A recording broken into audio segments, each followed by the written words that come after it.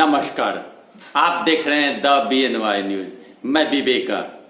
बिहार सरकार के द्वारा किए गए कार्यों से असंतुष्ट मजदूर सड़कों पर उतर चुके हैं और लोगों में काफी गुस्सा देखा जा रहा है। वहीं विपक्ष के द्वारा क्वारंटीन सेंटर में हो रहे नाइंसाफी मजदूरों के साथ और सही रूप से भोजन नहीं दिए जाने के कारण विपक्ष हमलावर है सत्ता पक्ष पर। विपक्ष का कहना है कि सरकार 15 साल के शासन काल में सबसे निकम्मी और सबसे बेकार और भ्रष्ट सरकार है। अब मैं आपको बता दूं कि कोरोना काल में जिस प्रकार मजदूरों की हालात बन गई है, प्रवासी मजदूर आ रहे हैं, उन्हें क्वारंटीन सेंटर में रखा जाता है और वहां किसी भी प्रकार की सुविधा नहीं है, जिसके कारण क्वारंटीन सेंटर में रह रहे मजदूर या आम लोग विद्रोह कर देते हैं, सड़क जाम कर देते हैं, भोजन सही ढंग की नहीं मिलती है, भात और नमक दे दी जाती है।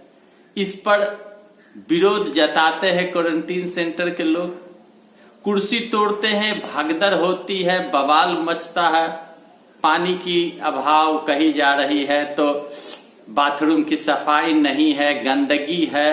इस प्रकार के समस्याओं के बाद विपक्ष के लोग यानी विपक्ष के नेता तेजस्वी यादव, पूर्व मुख्यमंत्री राबड़ी देवी, इन लोगों का कहना है कि यह सरकार गरीब विरोधी सरकार है, सबसे निकम्मी और भ्रष्ट सरकार है, जो गरीबों और मजदूरों के हितों को न सोचकर उन्हें भेड़ बकरी के तरह क्वारंटीन सेंटर में डाल के उन्हें सुविधा प्रदान नहीं कर पाते।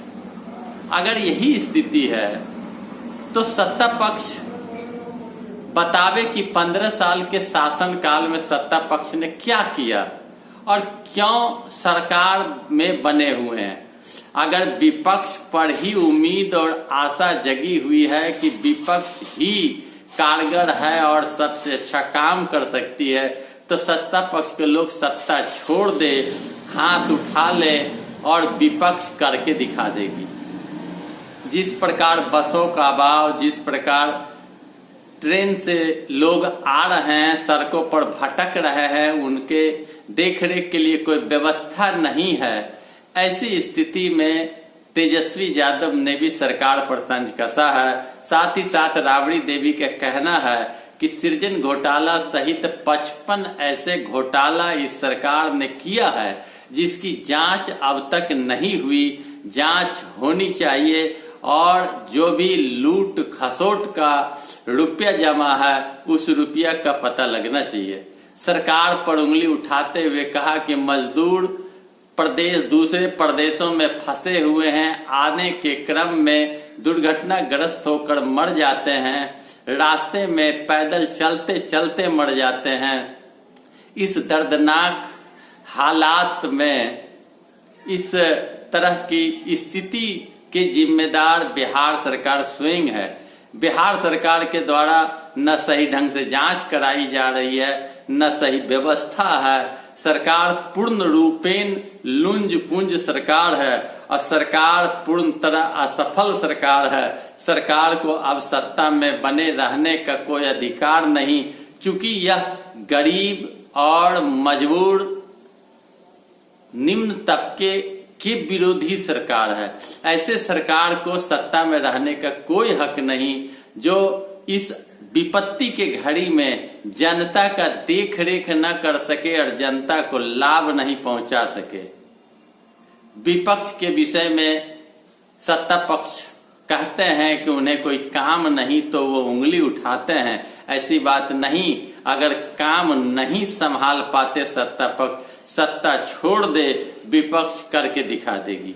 यह राबड़ी देवी और तेजस्वी यादव का जवाब सत्ता पक्ष के लोगों पर है। वाकई में यह कह सकते हैं आप कि आज जो हालात है इसमें मजदूरों और मजबूर लोगों के तादाद बढ़े हुए हैं और बड़े तकलीफ की जिंदगी आम लोग गुजार रहे हैं। जो अगर विपक्ष आवाज उठाती है तो उनका कर्तव्य है आवाज उठाना, कोई गलत नहीं आवाज उठाया जा रहा। सड़कों पर 100 के हजारों की संख्या में मजदूर भटकते हैं। ट्रेन से उतरने के बाद उन्हें उनके घर तक पहुंचाने के लिए बसें लगी रहती है, उसके बावजूद बहुत सारे मजदूर पैदल अपने घर की ओर निकल जाते हैं।